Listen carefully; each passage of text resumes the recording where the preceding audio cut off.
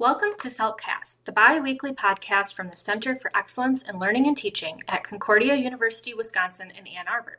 Your hosts, Rob Balza, Kate Robertson, and Carrie Bierke, bring you conversations with professors and thought leaders from around the world, sharing fresh insights on teaching and learning. This academic year, 2025 to 26, we're focusing on one of the most transformative forces in education today, artificial intelligence. Whether you're a faculty member, educational leader, or simply passionate about learning, CELT-cast is your space to explore ideas, spark curiosity, and imagine the future of education together. All right, welcome. Today's guest is Dr. Tim Requarth, Research Assistant Professor of Neuroscience and Psychology and Director of Graduate Science Writing at NYU Grossman School of Medicine. And Dr. Requarth earned his Ph.D. in neuroscience from Columbia University before transitioning into an influential career in science journalism and communication. His work has appeared in major publications, including the Slate, New York Times, Foreign Policy, Scientific American, and many others. Additionally, he served 9 years as director of NeuWrite, an international workshop that brings scientists and writers together to refine how scientific ideas are communicated. At NYU, Dr. Requarth now shapes the future of science communication by developing graduate-level courses and curricula focused on writing and pertinent to today, the responsible use of AI in scientific communication.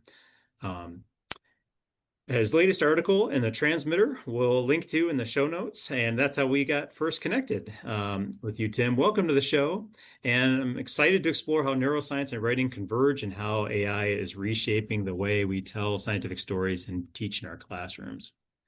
So to get started, could you tell us about your first experience in AI, like how you first got interested in the topic, like what that experience was like? We all have that first experience story with AI right now. Great. Well, thanks so much for having me. It's a pleasure to talk about some of my favorite things and also some of the most troubling things in the world today around education, writing, and intellectual work. So this is a very exciting time. For sure. You know, my first, the funny thing is my first introduction to this kind of stuff was actually in graduate school, before ChatGPT was a household name. I was a neuroscientist and I was at Columbia and I worked a lot with a theoretical neuroscientist. And so building neural networks and these sorts of things was that was something that was one of our tools and something that we studied back then. And so many of the people that I either directly collaborated with or worked with went on to work for some of these companies that are now building these models. So I just want to say that it's something I've been thinking about for a long time. How AI is or isn't similar to the brain, what it can or can't do. I think what surprised everybody is actually how good ChatGPT ended up being, right? Like how, even though it is essentially a really fancy autocomplete, it's really can do things like pass exams and impersonate people to surprising degrees. So it raises these very deep questions even about what intelligence is. But I don't think we need to get distracted by all of that at this moment. But I just wanted to say that these are questions that I don't think even people who are very much on the inside of thinking about the brain, thinking about AI, thinking about its capabilities, they were caught off guard when this technology burst onto the scene a few years ago. So that's just to say that educators shouldn't feel bad. Like this was a surprise, right? It's in some ways it's a surprise that we're all now dealing with, and we can talk about that a little bit later. Sure. My first experience with this particular technology, so AI gets used to mean a lot of things, and I think what we're all interested in right now is generative AI and these latest large language models and the associated software ecosystem around them. So that would be like ChatGPT 3.5, which was publicly released in, I think, November 2022, maybe, or 2023. So the time is fuzzy at this point. That's the one that made the big splash. They've been incrementally improved since then. When it first came onto the scene, I knew that I would have to deal with it. My role at NYU is teaching scientists, how to write. And this occurs at the student level, but I also engage with the postdocs and faculty. they wanted to know, are these new tools helpful or harmful? Are they legit? I had to wrestle with them. So I think there was a lot of people that at the beginning put their head in the sand because it complicated things that they didn't want complicated. And I Sure. really understand that. I really do. But my first experience was I've got to figure out if these are up to, what can I actually tell people about what they want to do with them?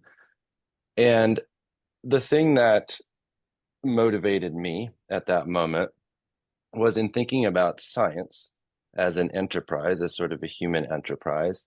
The goal of it is not to write papers or to write grants. The goal of it is to advance technology, to advance knowledge, to develop treatments.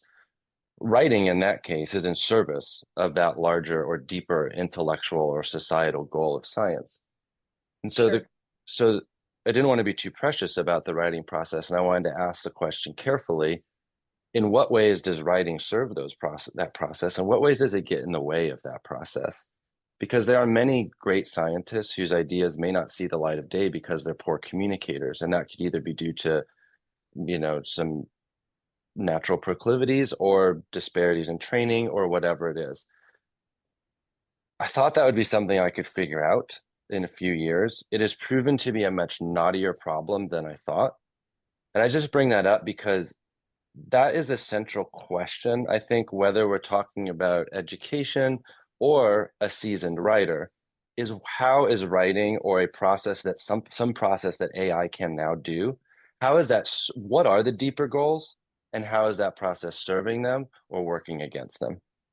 Yeah, my first experience with AI was around that 2022 with that ChatGPT 3.5 release. And I remember one of the first things that I did, it was, just copy and paste in some of my favorite exam questions as a biology professor. Hmm. And it was a bit shocking to see, how good, I mean, not perfect. I mean, there are clearly flaws, and I could easily trick it by playing around a little bit. And that was my first impression was, well, I've got to rework my questions to make sure I'm asking things that ChatGPT can't do. And that's gotten more Hmm. challenging as it's gotten better and updated the last few years. Yeah. One of the interesting stats in your article that really caught my eye was you mentioned that 70% of undergraduates want more instruction in AI, but only about a third of faculty have integrated AI into the courses, and even fewer, I think the stat you cited was 14% are comfortable doing something like that.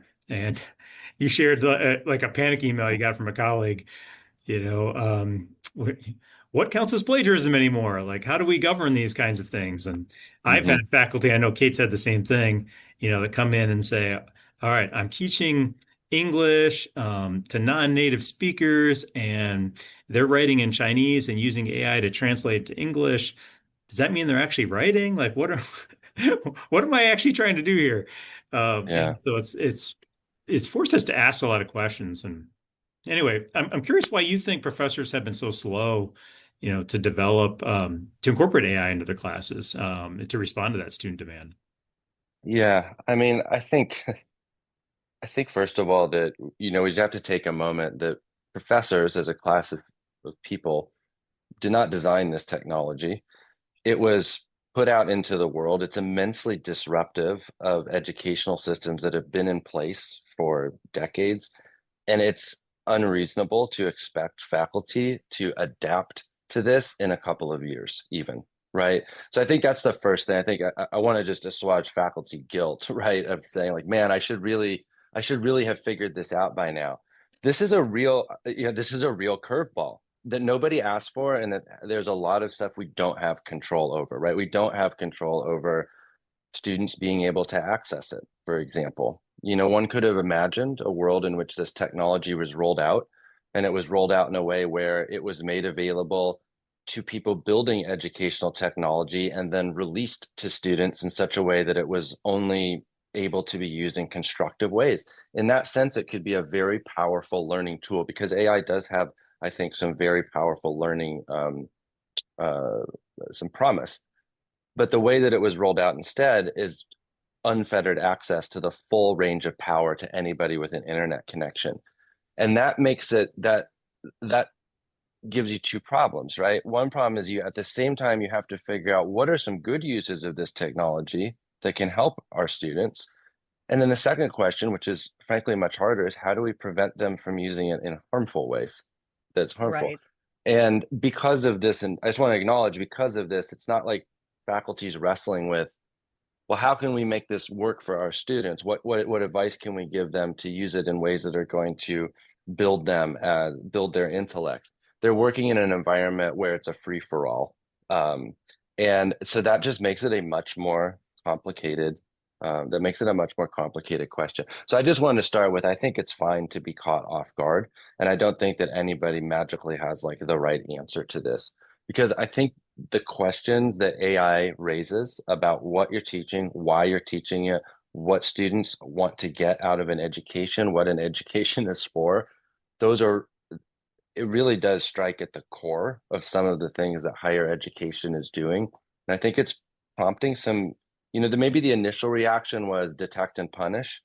And I think at this point, people are moving beyond that, maybe both out of pragmatism, but both out of a useful reconsideration of how we can improve higher education experience for students. Sure. And I know our faculty who listen to this will be very appreciative of your understanding, because I think it's such a shift in how some of our faculty are thinking. I mean, for example, in your article, you state that, AI may enhance short-term performance, but at the cost of long-term learning. And I really think that that accurately sums up what faculty are nervous about surrounding Yeah. AI. So if you were counseling faculty, what would be some initial steps that you would Mm-hmm. recommend faculty take to adjust their teaching to more focus on that long-term learning versus the short-term performance? Yeah, I think it's a great question. And I think that the first thing is to distinguish between times when performance is important and times when learning is important, because I think those are two different things. And so, like, for example, if you have an autopilot system on a plane and it only crashes one in a million times, but you have a pilot in the loop and it crashes one out of 10,000 times, maybe in that case you want performance to be the best, right? You really Sure. want autopilot to be doing most of the work because everybody's safer.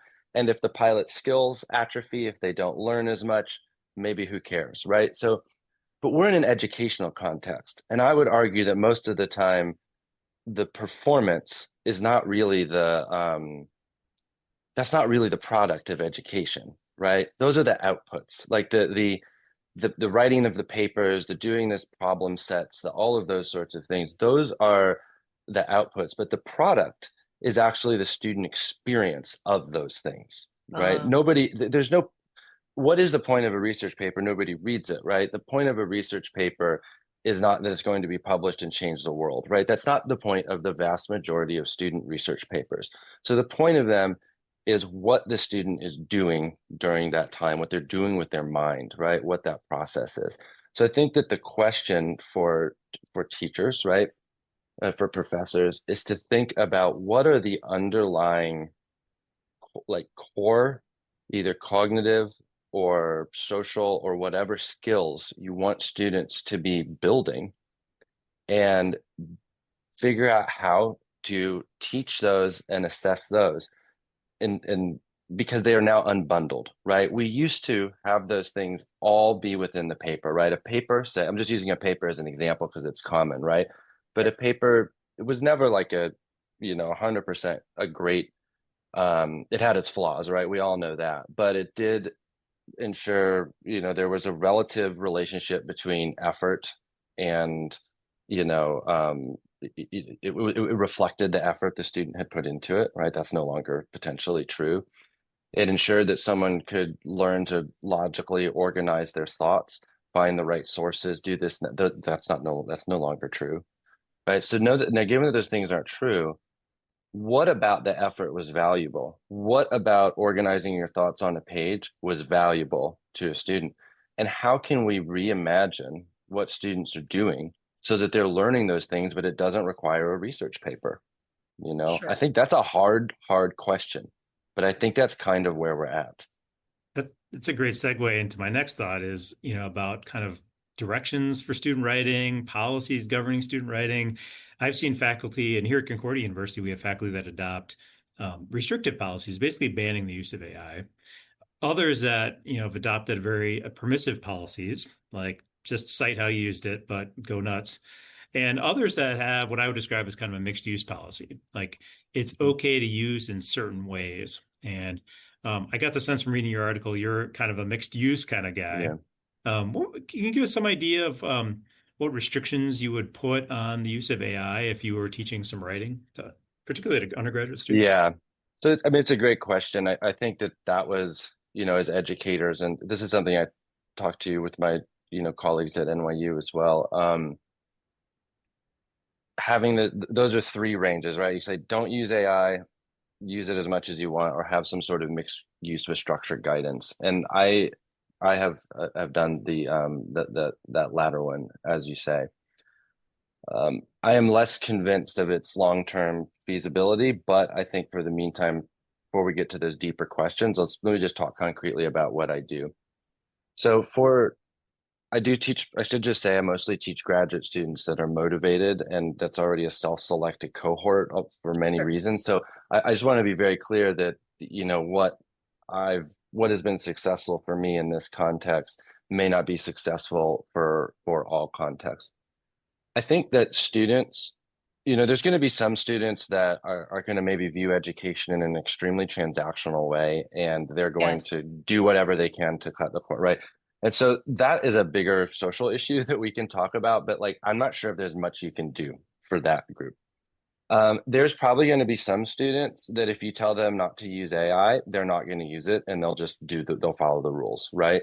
But there's this big middle group of students, or even the same student at different times, right? That really would like to do the right thing, but aren't quite sure how. And then they'll maybe do the wrong thing, do something that's harmful to them. So I think you want to put yourself in the mindset of a student who has to fire up assignment. And what I have found to be the most useful is to have guidance that is right there at the point when the student would be doing the assignment. So if you have something in the syllabus way earlier that says, like, please use AI in ways that help but don't harm your learning, that's an accurate statement, but it makes a lot of assumptions that the student can identify cases where it would help or harm their learning, and that they'll exhibit the self-restraint to do it, right? Sure. And so I think the first step is fleshing that out as much as possible at the point of the assignment. So for in my case, they often write things called a specific aims page, just because they're graduate students. So this would be like essentially an abstract. As an abstract is to a scientific paper, a specific aims page is to an NIH grant. And so imagine you're having a student write something like that. I would list what I'm having them try to learn, what a certain AI use would seem reasonable, but would actually undermine their learning, what an AI use that would be acceptable, right? So I'll really just lay it out in detail and give like a sample like workflow, right? So for this part, we really want you to be doing the ideation. So there's this is the part you should be doing without AI. When you get to this part, maybe you could try this using it in this little way. So it's really just mapping it out. So it essentially gives students a roadmap for AI use or not for a given assignment. I would say that is a great first step. I don't think it's a silver bullet. It's necessary, but it may not be sufficient. But I think that helps more than students having to figure out what a professor means by don't use it in a certain way from a general statement. I love that Sure. idea of that sample roadmap. Here's the ways you can use it ethically to increase your workflow and productivity. So many faculty that I know here's things you can't do. A list of Yeah. no-nos, right? Here's the things that'll get you into trouble. So I love turning that on its head and showing ways that they can use it in addition. Yeah. I think it's important. And I think that's somewhere where students, and again, no faculty asked for this to be their job all of a sudden, but this is where students would look to faculty. They don't know where a use might help or harm them. And it's the wisdom and experience of faculty right? To say, look, I don't know what because we have to decouple like what's going on in the job market later, right? I mean, I know it's not maybe easy, but at this moment, right, it's very unclear exactly what's going to be happening with jobs and that stuff later. But the the more equipped you are cognitively, the better you can think critically, think flexibly, have confidence in your decisions, right? That's going to allow you to adapt better to whatever the situation is than overfitting by like learning how to use one particular AI system that's current today, right? And so I think professors do have a lot of, they may not be as tech savvy, but they do have a lot of wisdom. And if they do some reflection of like what parts of my assignment actually really matter, not just matter because I've done them this way for a long time, what Right. really matters. And it's a hard ask, but I think that's kind of faculty's role here, is to do that hard thinking, because if they don't do it, then students will just make those decisions on their own. And I think they want more guidance. Tim, I you think you're right. Yeah. And I think too, that's such a great, I just loved your analogy in your article about, hey, if you want to build muscle, you need to lift weights, but yes, you could get a forklift to do it for you, or however it went. And that's, yes, faculty need to do the work, and I'm 100% behind what you said, but also I think, how do we get the students to understand that yes, you need to do this thinking and you need to do this work for yourself? So I just love that analogy. And I Yeah. mean, I'm assuming you put it into print, so I'm assuming it's been successful for you. Have students given you Yeah. specific feedback on that? Yeah, I think, yeah, so the analogy is just, if there's a few ways you can move weights across a room, right? One of them will build muscle and one of them won't. And so if your goal is to move weights, using a forklift is fine, right? That's the performance learning difference, right? And but if your goal is to build muscle, then you need to lift the weight yourself. And I think that also gets at the distinction between learning and training, like job training, right? Job Sure. training is teaching someone to use a forklift, right? Learning is having someone build muscle so that they can do a variety of jobs, right? So that's also, I think, a mistake that people can get into, is like, oh my God, everything's forklifts now. We need to train everybody to learn to use forklifts. And I would say, Sure. no, that's not right. We now have forklifts, which are, by the way, pretty easy to use. So is AI, right? The students are going to learn how to use AI just fine. Like, I have no doubt about that. I don't think college needs to be like reinvented around learning how to use AI. These systems are easy to use by design. It's going to be fine. The point is to build the muscle. So if you look at that, though, what is the hardest thing about the gym, right? It's actually not lifting the weights. The hardest thing about the gym is being motivated to go there in the first place. So I That's think so true. but if you take this analogy to the classroom, you can't it's very hard to force a student to learn. You have to motivate them to want to learn. And I think that if there's, that is a part of the equation too, right? Is how do you motivate the students to want to go to the gym and lift the weights themselves and understand that it's benefiting them? So I think the analogy is a good one, and it does help students. But again, I think if we think about, there are things that get in the way of us going to the gym or keeping in shape, right? Those are the same things that students are facing. They have competing demands. They're anxious about, they're very much graded on where the weights end up in the room. And so they're very anxious about that. And they're thinking, well, I have this forklift that no one will ever know if I used or not. I could spend 10 hours lifting these weights, or I could just quickly use this forklift. This isn't my most important. I'll just see what it does when I use the forklift, right? That's that slippery slope. Yes. And I think so that's why there's these bigger questions of like, what is the overall environment that students are learning in that is going to make it hard for them to go to the gym every day? Yeah, it's a great analogy. I love that. I'm Yeah, definitely going to borrow that and use that with my students someday.